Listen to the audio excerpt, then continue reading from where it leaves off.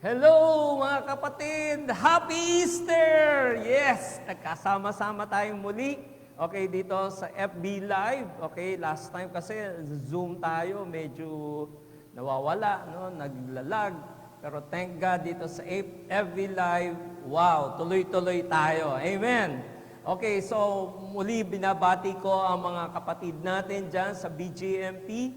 Okay, sa Men's Dorm, sa Ladies Dorm, sa ating mga officers, hello po sa ating mga BJMP administration, magandang umaga po sa ating lahat. And of course, sa aking mga YouTube followers, sa aking followers sa page na Steve Mercado, again, good morning and have a great day. Amen? Today is a blessed Sunday and we are gathered to worship the Lord. So sa pagsimula, dahil Easter na, tayo ay magpupuri. So, tayo nang umawit ng buong galak at sigla, atin siyang purihin sa pagsayaw at pagkanta, utusan ng ating laman at isipan, kaluluwa at buong kalooban na purihin siya. Ating purihin at sambahin, Diyos na dakila, na may lalang ng lahat ng nilikha, sama-sama at iisa, magpasalamat sa kanyang biyaya, pag-ibig na tapat. Ulitin natin. Tayo nang umawit ng buong galak at sigla, atin siyang purihin sa pagsayaw at pagkanta, utusan ng ating laman at isipan, kaluluwa at buong kalooban na purihin siya.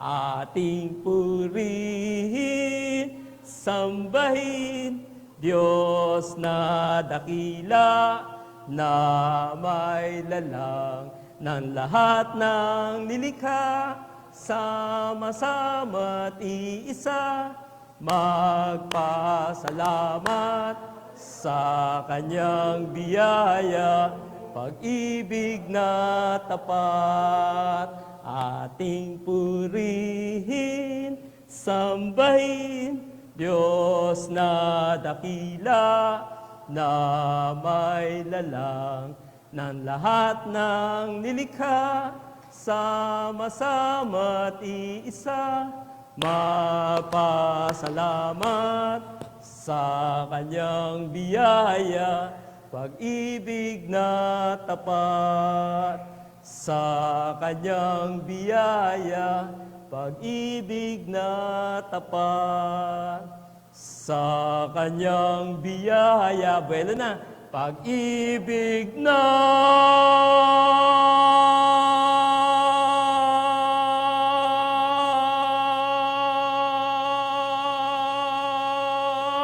tapat! Hallelujah! Purihin natin ang ating Panginoon. Amen. Praise be to God. Amen. Ngayon, tayo po ay aalis na ng Tunasan. Amen. Aalis na tayo ng Muntinlupa. Amen. Aalis na rin tayo ng Pilipinas. Amen. Aalis na rin tayo ng daigdig. Amen. Saan po tayo patutungo? Tayo po ay patutungo ngayon sa kaharian ng Diyos. Sa pagsimula, sa ngalan ng Ama, ng Anak, at ng Espiritu Santo. Amen. Mga kapatid, ang biyaya ng Panginoon Jesucristo, ang pag-ibig ng Diyos, at ang pakikipisan ng Espiritu Santo ay sumainyo nawan lahat. At sumainyo rin. Tingnan nyo ha, mga kapatid, kahit wala kayong visitors, ang pagbisita ng Panginoon, dala-dala niya ang biyaya ng Panginoon Jesucristo, ang pag-ibig ng Diyos, ang pakikipisan ng Espiritu Santo ay nasa ating lahat. Amen? Ngayon po tayo ay magsiluhod at aminin ang ating mga kasalanan.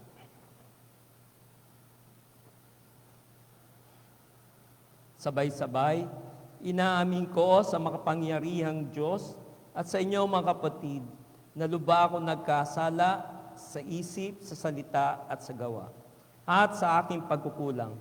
Kaya sinasamo ko sa mahal na Birhing Maria, sa lahat ng mga anghel at mga banal, at sa inyo mga kapatid na ako'y panalangin sa Panginoon natin Diyos. Sabay-sabay, Panginoon, maawa ka. Kristo, maawa ka. Panginoon, maawa ka. Patawarin nawa ng Diyos ang ating mga kasalanan sa pamamagitan ni Kristo na ating Panginoon tagapagligtas. Amen. So mga kapatid, tayo po ba'y naniniwala na pinatawad ng Panginoon ang ating mga kasalanan? Amen! No? Dahil sa pagkamatay ng ating Panginoon Jesucristo sa krus, dinala na po lahat ang ating mga kasalanan at yun ay kanyang binayaran na. Amen? Sabihin nyo nga sa katabi nyo, binayaran na, bayad na, tapos na. Amen? Kung kaya, dadako tayo sa pagpuri sa Panginoong Diyos. Papuri sa Diyos, papuri sa Diyos, papuri sa Diyos sa kaitaasan. At sa lupa'y kapayapaan, at sa lupa'y kapayapaan, sa mga taong kinalulugdan niya. Pinupuri ka namin, dinarangal ka namin, sinasamba ka namin, pinagbubunyi ka namin, pinasasalamatan ka namin, sa iyong dakilang angking kapurihan. Panginoong Diyos, Hari ng langit, Diyos amang makapangyarihan sa lahat, Panginoong Hesu Kristo, bugtong na anak, Panginoong Diyos, Kordero ng Diyos, anak ng Ama. Ikaw na nag-aalis ng mga kasalanan ng sanlibutan. Maawa ka sa amin. Ikaw na nag-aalis ng mga kasalanan ng sanlibutan. Tanggapin mo ang aming kahilingan. Tanggapin mo ang aming kahilingan. Ikaw na naluluklok sa kanan ng Ama, maawa ka sa amin. Papuri sa Diyos, papuri sa Diyos, papuri sa Diyos sa kaitaasan, sapagkat ikaw lamang ang banal at ang kataas-taasan. Ikaw lamang, O Hesu Kristo, ang Panginoon, kasama ng Espiritu Santo sa kadakilaan ng Diyos Ama. Amen. Ng Diyos Ama. Amen. Papuri sa Diyos, papuri sa Diyos, papuri sa Diyos sa kaitaasan.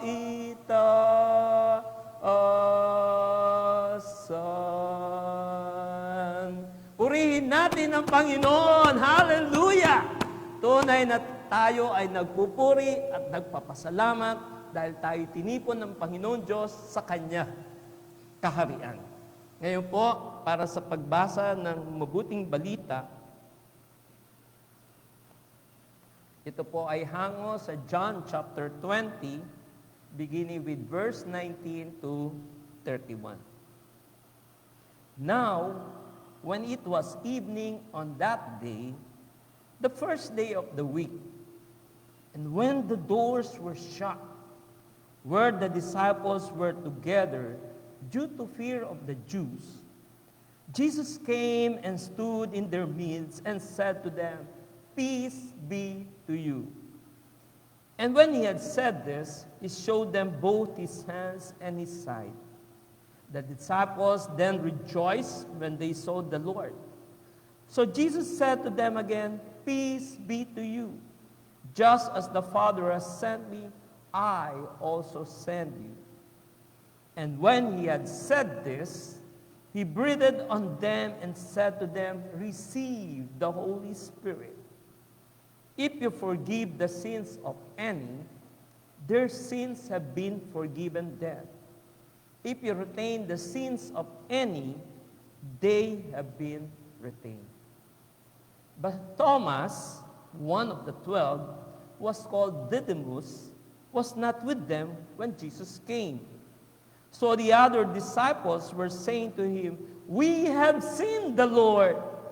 But he said to them, "Unless I see in his hands the imprint of the nails, and put my finger into the place of the nails, and put my hand into his side, I will not believe." 8 days later, his disciples were again inside, and Thomas was with them. Now Jesus came, the doors having shut, and stood in their midst and said, "Peace be to you." Then he said to Thomas, "Place your finger here, and see my hands, and take your hand and put it into my side. And do not continue in disbelief, but be a believer." Thomas answered and said to him, "My Lord and my God." Jesus said to him, "Because you have seen me, have you now believed? Blessed are they who did not see and yet believe." So then, many other signs Jesus also performed in the presence of the disciples, which are not written in the book. But these have been written so that you may believe that Jesus is the Christ, the Son of God, and that by believing you may have life in His name. Mga kapatid, ang mabuting balita ng ating Panginoon. Salamat sa Diyos. Ayan. So ano po ngayon ang ating kwento? Last week, naraman natin na si Jesus ay nabuhay na maguli at siya ay unang nagpakita kanino? Kay Maria. And to think, no, bakit nga ba kay Maria siya nagpakita? Bakit hindi sa mga alagad niya? Okay, bakit hindi kay Peter? Bakit hindi kay John? Ang tanong sino ba ang nagpunta sa tumog ni Christ? Sino ba ang gumising ng maaga para magpunta sa tomb ni Christ? Natural, edi si Mary. Kung si Peter at si John ay gumising na maaga at nagpunta sa tomb ni Christ, most likely makikita siguro nila si Jesus. Pero hindi naandun sila sa kanilang house, no, kung saan sila nagtatago, nagkukulong. Okay? Pero si Mary, maagang maaga, nagpunta siya sa libingan ni Kristo upang mag-minister pa rin kay Christ. Imagine, sa mind ni Mary, patay na si Jesus. Pero gusto pa rin niyang bisitahin si Jesus. Gusto pa rin niyang mag-minister para sa kanyang Panginoon. At ganun pa siyang kaagang gumising, no? Pwede naman sabihin, mamaya na, tanghali na lang ako pupunta doon, no? Okay? O mamaya na lang hapon, mas mas malamig. No? Total, patay na naman ng Lord. Eh. Pero hindi. Very early in the morning, Sunday, okay, matapos ang Sabat at ready na siyang lumakad, pasok, punta siya doon sa tomb. Okay, problema ba yung i-roll, yung stone? Sabi ni Mary, God will take care of that, no? Bahala si Lord, no? Basta ako pupunta doon, magmi-minister sa Panginoon. Gusto ko pa rin siyang makita. Okay? Total, hindi pa naman naagnas ang katawan niya. Gusto ko pa rin siyang makita at lagyan ng pabango. Okay? Ganon katindi ang passion ni Mary para sa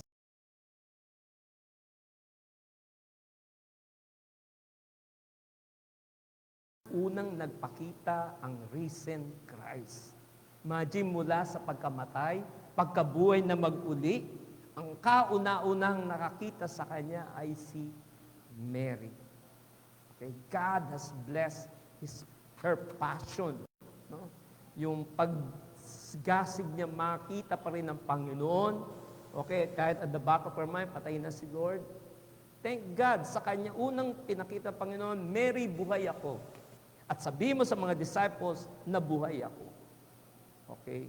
Kaya nung bumalik, nakita nila, tapos na. Wala na si Jesus. Okay?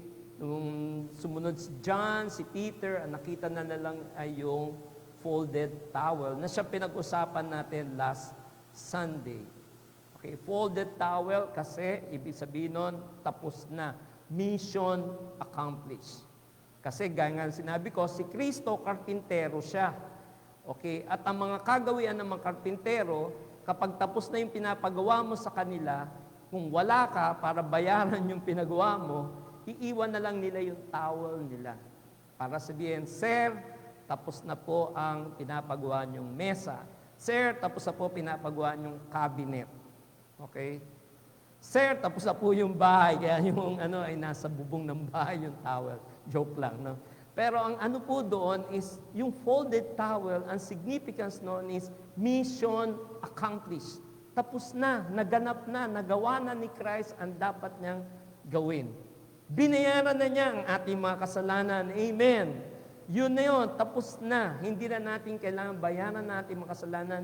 Binayaran na yun ng dugo ng ating Panginoong Hesukristo. So yun yung unang linggo ng Pasko ng Pagkabuhay. Ang binasa natin kanina, ito na yung ikalawang linggo. Okay, gabi nung unang linggo, nagpakita na si Jesus. Okay?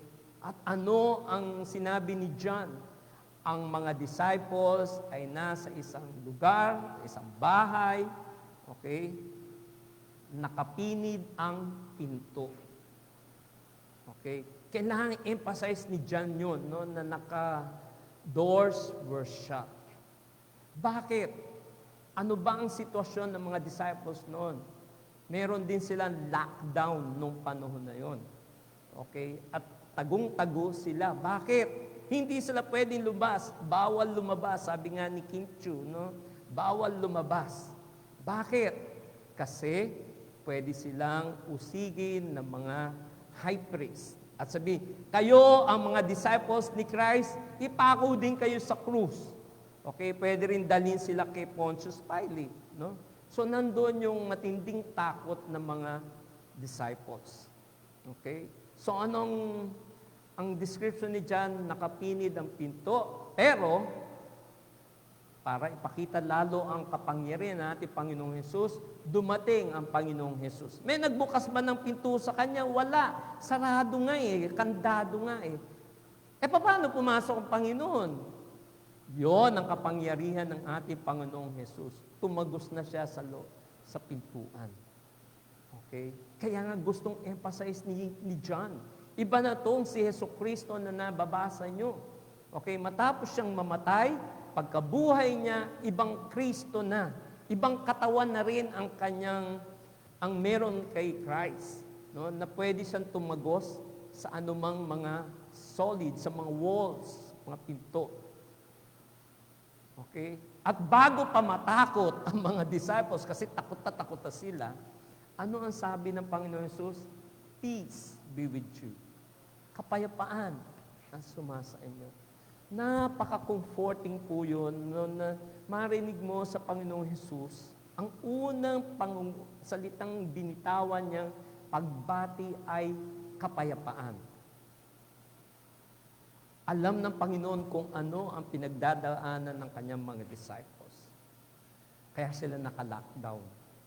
Okay, naka-quarantine sila for so many days. Hindi sila pwedeng lumabas. Okay, nagtatago, balot ng takot. Sa panahong ito, lockdown din tayo. ECQ. Marami sa atin hindi pwedeng lumabas. Okay, balot din ng takot. Panghawakan natin din ang mensahe ng ating Panginoon Kristo. Peace be with you. Ang kapayapaan ng Panginoon ay laging sumainyo.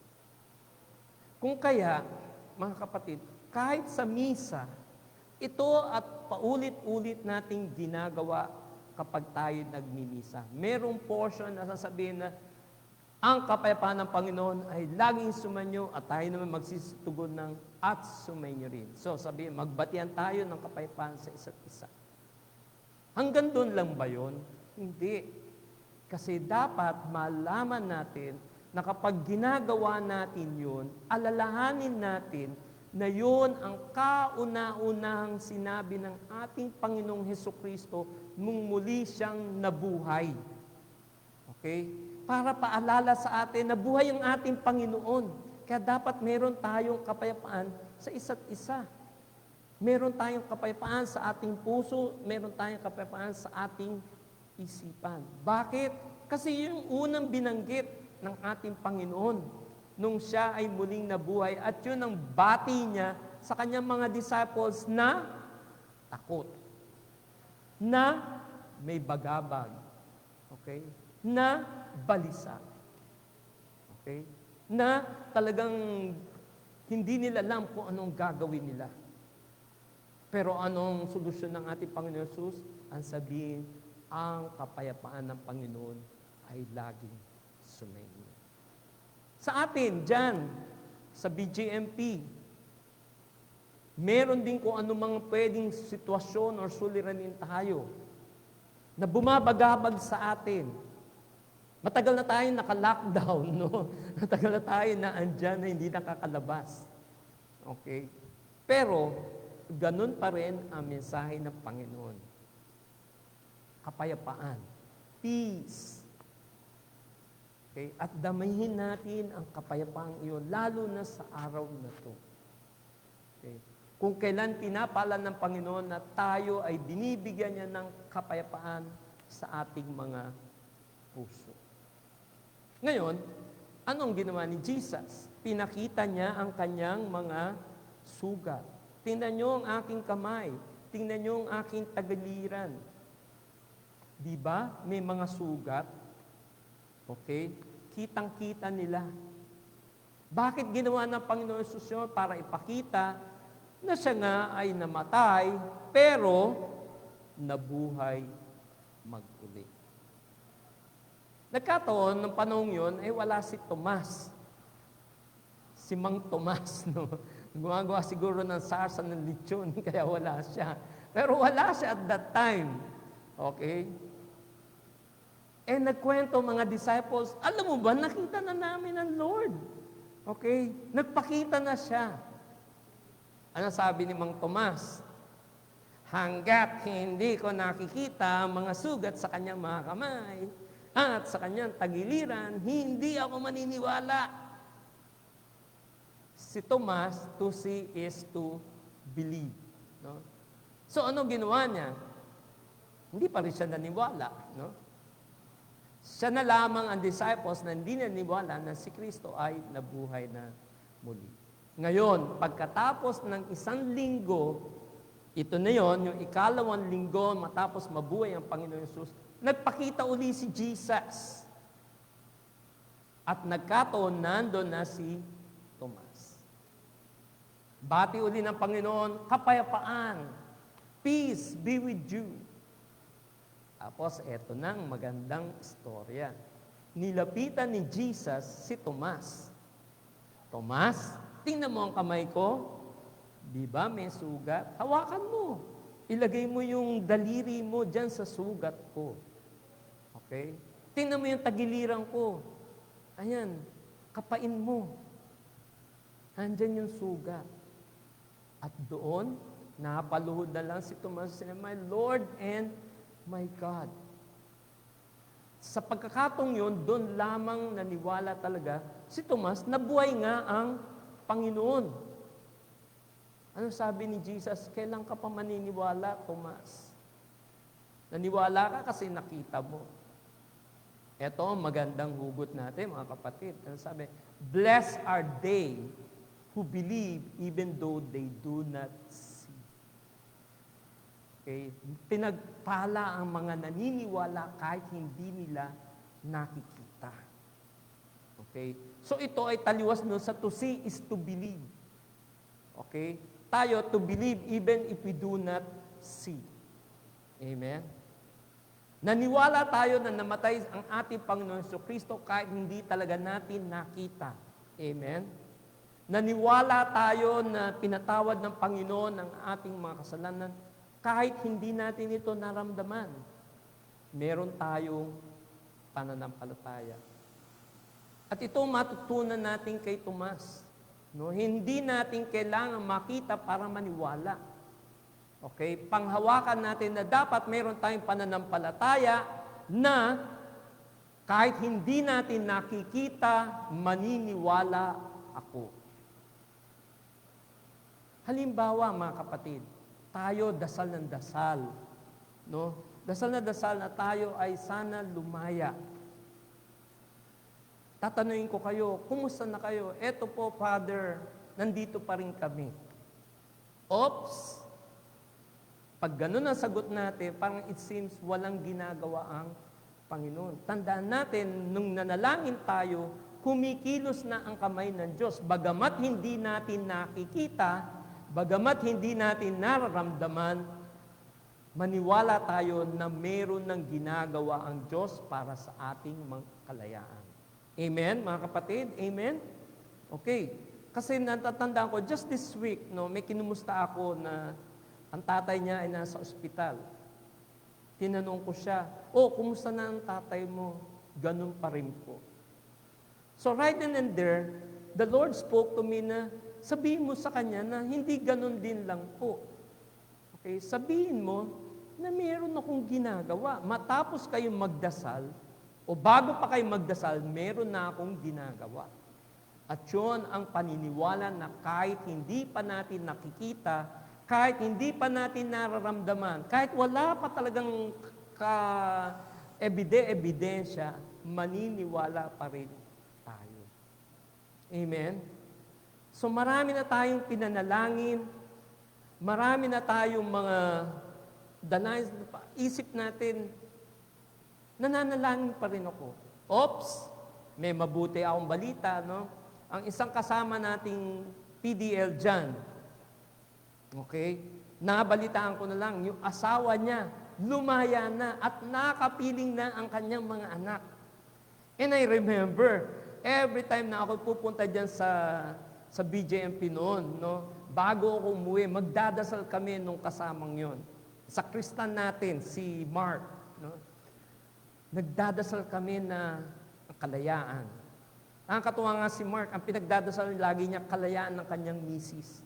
Okay, bago pa yung kanyang kalayaan. And every Sunday yan, dasal kami ng dasal. Okay, and we just continue believing na siya ay lalaya. Kasi nga, nanay, paano yung mga anak? No? Dalawa yung anak nila. Sino nangangalaga? Yung kapatid lang. Pero, dumating ang time, I think noong March 1, bago pa mag-ECQ, bago pa mag-lockdown, lumaya na ang misis ni Mark, si Jen. Okay? Kaya ako tuwan-tuwa. Bakit? Answered prayer. Ang tagal namin pinalangin, pero hindi kami sumuko. God answered our prayers. At kumilos ang kamay ng Panginoon. The moment na we prayed, nakalaya na si Jen. Okay? At siya ay kapiling na ng kanyang mga anak. Last time naka-chat ko si Jen, sabi niya, sana po si Mark makalaya din. Lalaya din siya sa takdang panahon. Kasi ngayon, kailangan si Mark dyan sa BGMP. No? Siya yung parang nurse niyo dyan. Siya nangangalaga, nagsaswab test and all those things. Okay? Pero sa takdang panahon, sinabi ng Panginoon, Mark, pwede ka na lumaya, lalaya ka kapiling ng iyong pamilya, asawa at anak. Buo na uli sila. Ano ang gagawin lang natin? Panghawakan natin na patuloy na kumikilos ang Diyos kahit wala tayong nakikita. Kahit wala pang ebidensya, let's choose to believe that God is still at work. God is at work. It reminds me also, yung isang verse na talagang paborito ko rin is, He who began a good work in you shall complete it. Si Lord walang iiwang hindi tapos. Sa krus, tinapos niya, it is finished. Ngayon, may ginawa siyang magbuting gawa sa ating buhay. Itutuloy niya yan. Okay? So, huwag tayong manghinawa o mapagod. Okay? But let's just continue believing that God who is at work in us will finish the work He has completed in our lives. Amen? Tatapusin ng Panginoon ang kwento niya sa ating buhay. Ang magandang ginagawa niya sa ating buhay. Amen? So huwag tayong mapapagod, patuloy lang tayo maniwala. Huwag nating gayahin si Tomas na kailangan mo na makita para maniwala, kundi baliktarin natin. Maniwala tayo kahit hindi natin nakikita. Maniwala tayo kahit hindi natin nararamdaman. Maniwala tayo kahit walang ebidensya. Maniwala tayo kahit zero. Why? Because God is at work. Amen? Ito, ulitin ninyo. Maniniwala ako kahit wala akong nakikita. Maniniwala ako kahit wala akong nararamdaman. Maniniwala ako kahit walang ebidensya. Ito ang aking pananampalataya sa Diyos. Sa ngalan ng Ama, ng Anak at ng Espiritu Santo. Amen. Ngayon, ipahayag natin ang ating pananampalataya. Sabay-sabay. Sumasapalataya ako sa Diyos Amang makapangyarihan sa lahat, na may gawa ng langit at lupa. Sumasapalataya ako kay Jesucristo, iisang anak ng Diyos, Panginoon natin lahat. Nagkatawang tao siya, lalang ng Espiritu Santo. Ipinanganak ni Santa Mariang Birhen. Pinagpakasakit ni Poncio Pilato. Ipinapos sa krus, namatay at inilibing. Nanaog sa kinaroroonan ng mga yumao. Nang ikatlong araw, nabuhay na mag-uli. Umakyat sa langit at naluklok sa kanan ng Diyos Amang makapangyarihan sa lahat. Doon mula paririto at hukom sa nangabubuhay at nangamatay na tao. Sumasapalataya naman ako sa Diyos Espiritu Santo, sa banal na Iglesia Katolika, sa kasamahan ng mga banal, sa kapatawaran ng mga kasalanan, sa pagkabuhay na mag-uli na nangamatay na tao, at sa buhay na walang hanggan. Amen.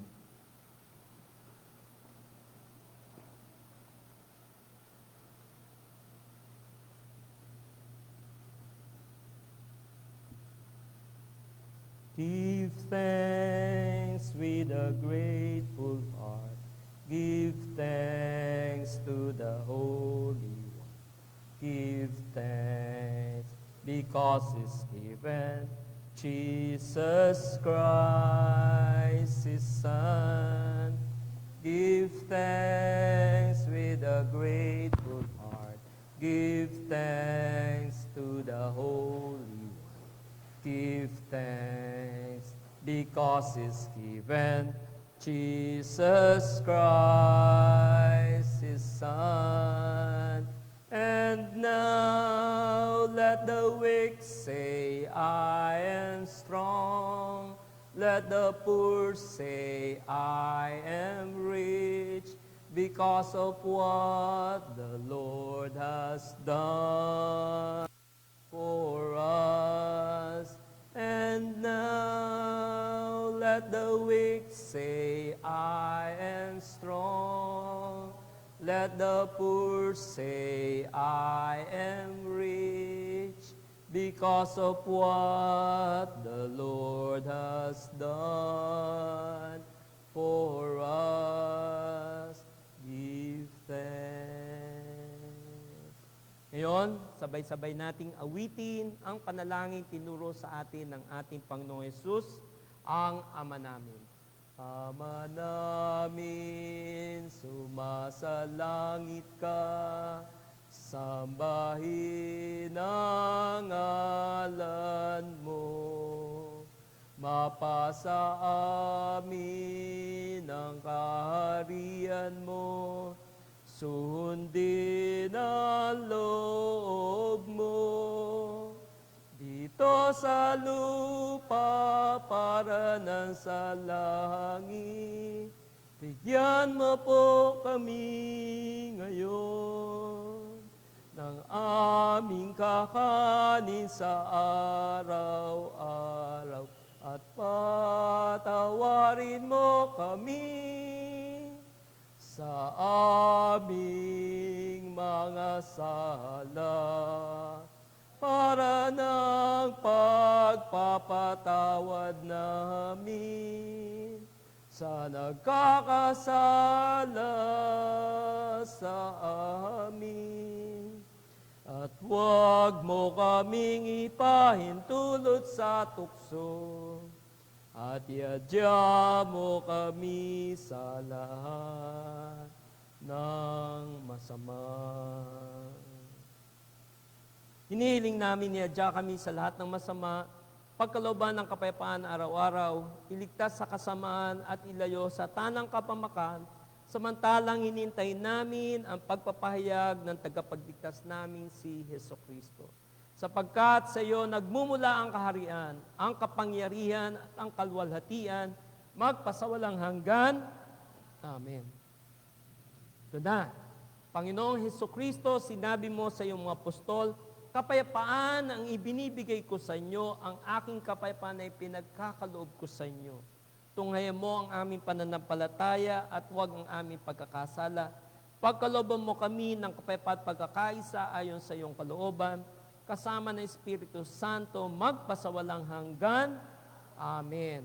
Ano ang bati ng ating Panginoon nung muli siyang nabuhay? Ang kapayapaan ng Panginoon ay laging sumainyo at sumainyo rin. So ngayon, magbatian tayo ng kapayapaan sa isa't isa at isipin na yon ang unang bati ng ating Panginoon sa kanyang mga alagad na natatakot. Okay? So magbatian tayo ngayon ng kapayapaan. Kapayapaan sa female dorm, kapayapaan sa male dorm, kapayapaan para sa mga BJMP personnel and administration, kapayapaan para sa lahat. Kapayapaan din para sa aking mga YouTube followers and subscribers. Kapayapaan din para sa mga followers ko sa page na Steve Mercado. Lahat ay kapayapaan dahil ito ay nagmumula sa ating Panginoong Hesukristo. Tayo ngayon ay dumako sa Kordero ng Diyos na nag-aalis ng mga kasalanan sa mundo. Maawa ka sa amin, Kordero ng Diyos, maawa ka. Kordero ng Diyos na nag-aalis ng mga kasalanan sa mundo. Maawa ka sa amin, Kordero ng Diyos, maawa ka. Kordero ng Diyos na nag-aalis ng mga kasalanan sa mundo. Ipagkaloob mo sa amin ang kapayapaan. Mga kapatid, narito ang kordero ng Diyos na nag-aalis ng makasalanan ng sanlibutan. Mapapalad ang inaanyahan sa kanyang piging. Panginoon, hindi ako karapat-dapat na magpatuloy sa iyo, ngunit isang salita mo lamang ay gagaling na ako. Isang salita lang ng Panginoon, pinatawad na ang ating mga kasalanan. Amen? Isang salita din lang ng Panginoon, pinagaling na ang lahat ng karamdaman. Amen. At isang salita din lang ng Panginoon, ibibigay na niya ang kalayaan para sa atin. Amen. Sinabi na ating Panginoon Jesus, tanggapin niyo at kanin, ito ang aking katawan. Ang sino mang kumain nito, siya ay may buhay na walang hanggan.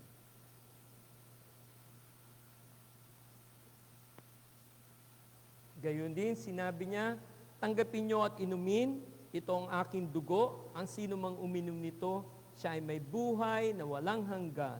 Gawin ninyo to bilang pag-alaala sa akin.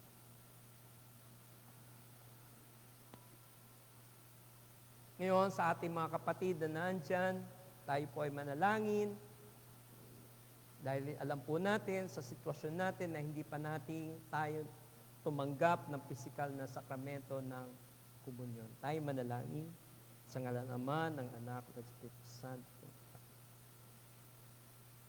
Panginoon, maraming salamat sa buhay na ipinagkaloob mo sa bawat isa sa amin. Mas pinili mong matay upang kami ay mabuhay.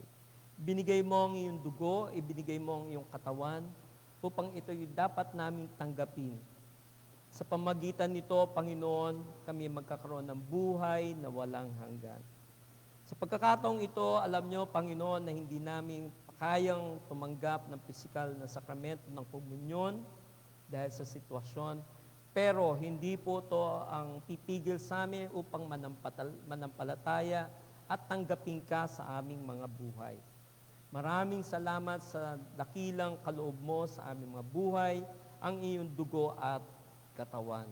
Kami po'y nagpapasalamat sa dakilang pagmamahal na iginawad sa bawat isa sa amin sa pamagitan ng sakramentong ito. Ito ang aming panalangin sa ngalan ng Ama, ng Anak, at Espiritu Santo. Amen.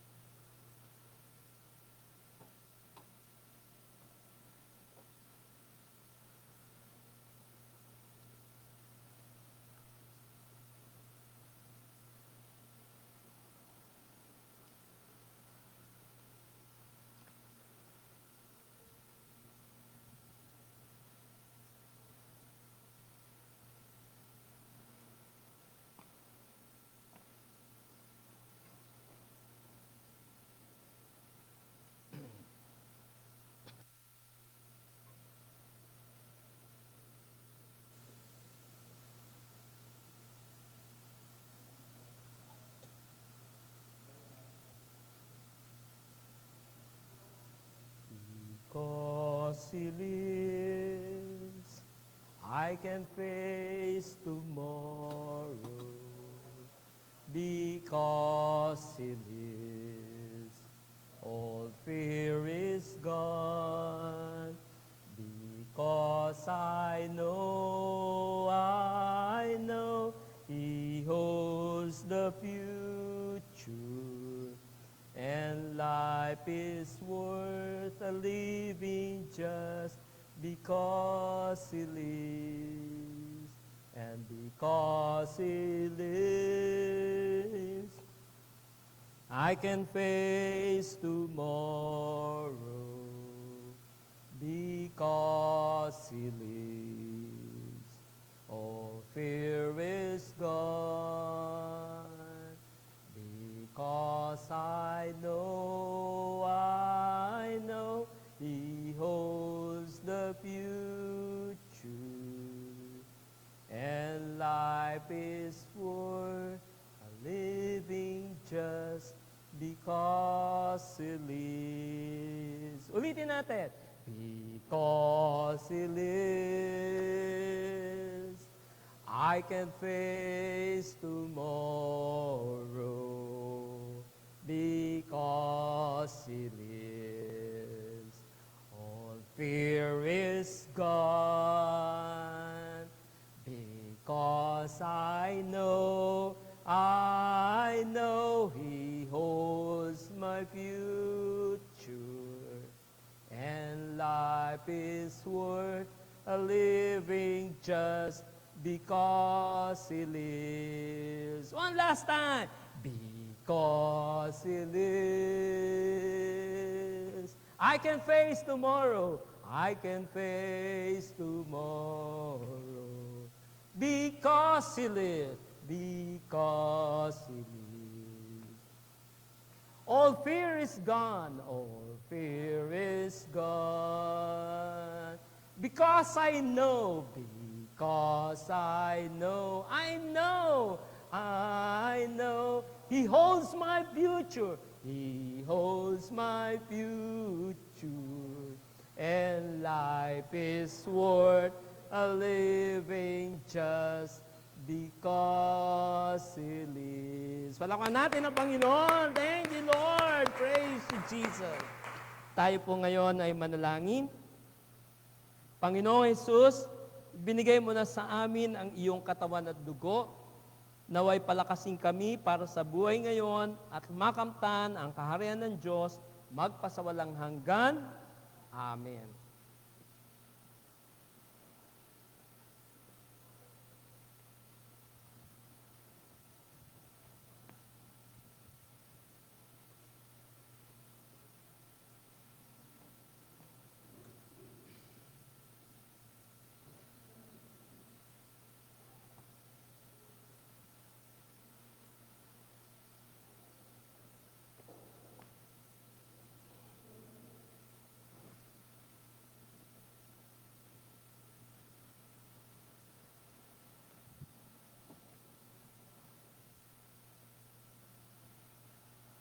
So mga kapatid, tayo magsitayo. Pagpalain nawa tayo ng mga pangyarihan Diyos Ama, Anak at Espiritu Santo. Amen. Humayo tayo at paglingkuran ang Panginoon. Salamat sa Diyos. Sa ngalan ng Ama, ng Anak at ng Espiritu Santo. Amen. Amen. Amen. So tayo nang umawit ng buong galak at sigla, atin siyang purihin sa pagsayaw at pagkanta. Utusan ang ating laman at isipan, kaluluwa at buong kalooban na purihin siya. Ating purihin, sambahin, Diyos na dakila, na may lalang ng lahat ng nilikha. Sama-sama't iisa, magpasalamat sa Kanyang biyaya, pag-ibig na tapat. Sa Kanyang biyaya, bela na tayo, pag-ibig na